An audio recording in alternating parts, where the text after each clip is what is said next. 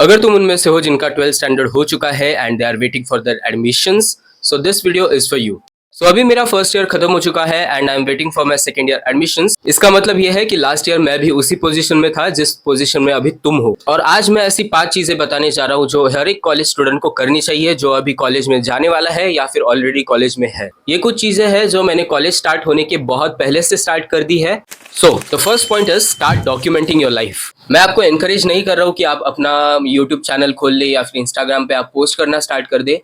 I am just asking you to record videos of yourself from the day one of your college.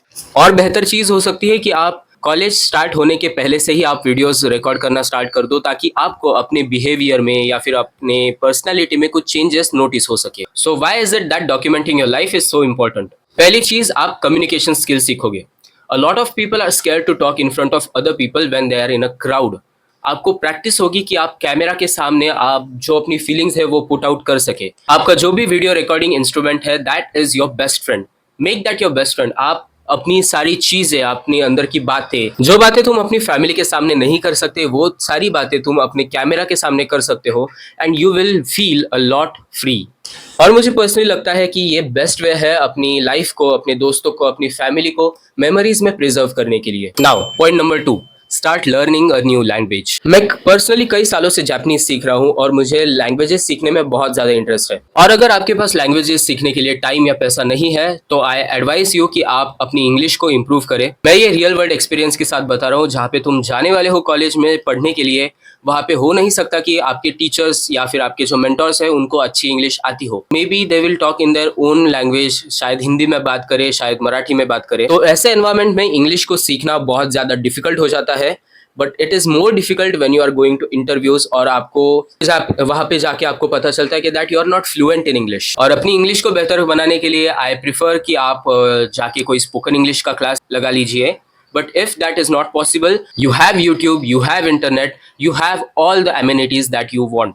आप language सीख सकते हो with the help of internet. लेकिन अगर तुम उनमें से हो जिनको बाहर जाके जॉब करना है या फिर बाहर जाके कोई बिजनेस करना है या सिंपली बाहर जाके मास्टर्स के लिए या बैचलर्स के लिए पढ़ना है, then I advise you start learning a new language.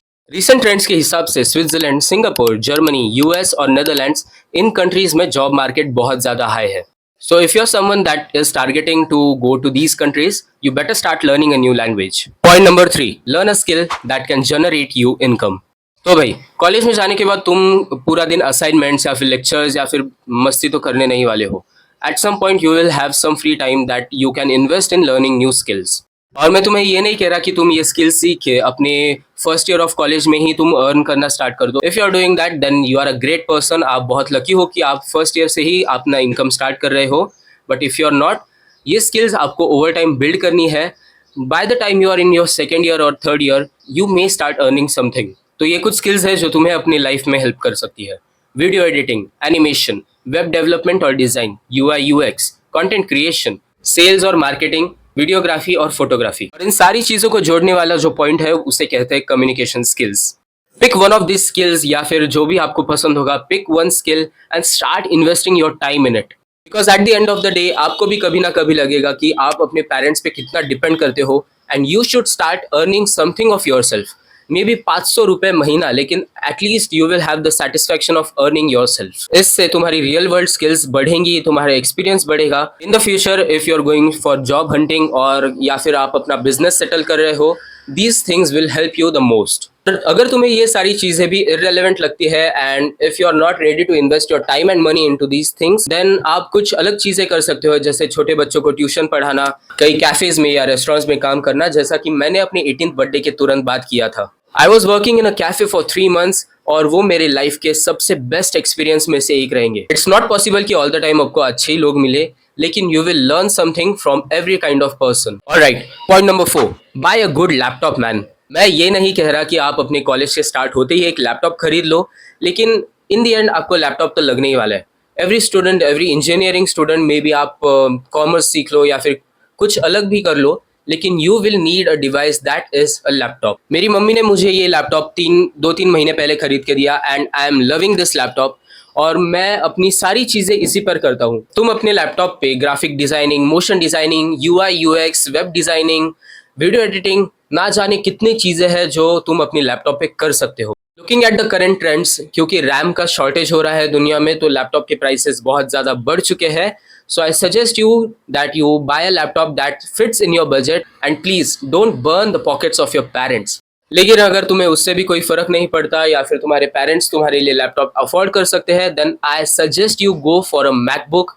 You will love it. You will absolutely love it. And I suggest you go for a MacBook if you have money for it. Now coming to the fifth and the final point, take care of your physical and mental health. Life में बहुत सारी चीजें करने के लिए आपका physical और mental health strong होना बहुत ज्यादा जरूरी होता है। अब कॉलेजेस शुरू होने वाले, तो बहुत सारे बच्चे अपने होम टाउन से मूव आउट करके कॉलेजेस में जाने वाले हैं, हॉस्टल्स में रहने वाले हैं।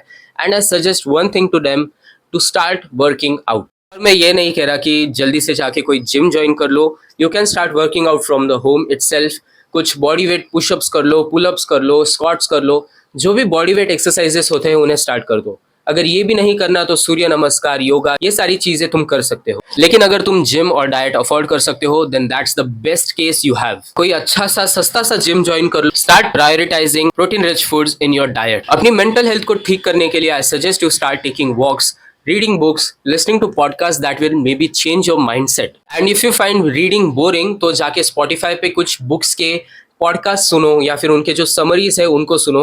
You will get a lot of knowledge from those. Personally speaking, मैंने अपने कॉलेज में बेसबॉल खेलना स्टार्ट कर दिया था and that was the best time, क्योंकि मैंने बहुत सारे सीनियर्स से दोस्ती कर ली। मैंने कुछ नए स्किल सीखे, अलग अलग जगह पे ट्रैवल करने मिला क्योंकि मैचेस वहाँ थे। Overall your physical and mental health matters the most when you are going to college. Now ending the video, I just ask you to like the video and comment which part you like the most. Comment करना, I will do this. Dash and dash, जो भी आपको पसंद है, जो भी आप करने वाले हो ये वीडियो देखने के बाद, just comment I will do this, I will do that and I will respond to your comments. आगे भी ऐसे वीडियोस देखने के लिए subscribe to the channel and I'll see you in the next video. तब तक के लिए bye.